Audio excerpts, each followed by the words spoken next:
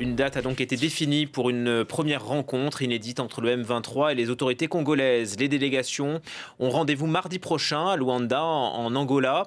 Des négociations de paix directes pour tenter de mettre fin à la guerre qui dévaste l'Est de la République démocratique du Congo.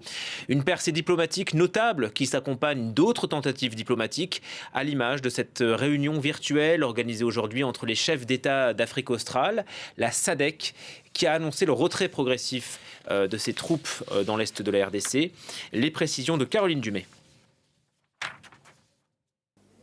Ça fait plusieurs mois que les forces d'Afrique australe voulaient se retirer de RDC. Le Malawi avait annoncé dès la prise de Goma qu'il voulait faire rentrer ses soldats. Et l'Afrique du Sud également, qu'elle préférait en fait une mission sous mandat de l'Union africaine. Mais chacun attendait en fait la décision collective de la SADC, la communauté des États d'Afrique australe. Et bien voilà, c'est fait avec une bonne dizaine de chefs d'État d'Afrique australe qui ont participé à la réunion, dont le président sud-africain Cyril Ramaphosa. Alors pourquoi cette force se retire-t-il ? D'abord parce qu'il y a eu beaucoup de pertes, une vingtaine de personnes qui sont mortes depuis le début de la mission en décembre 2023, mais aussi parce que la situation était, selon les états-majors, je cite, intenable.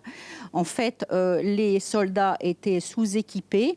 Et ces dernières semaines, les libertés de mouvement étaient restreintes et on nous a fait savoir qu'ils avaient même du mal à s'alimenter ou à avoir des approvisionnements en eau.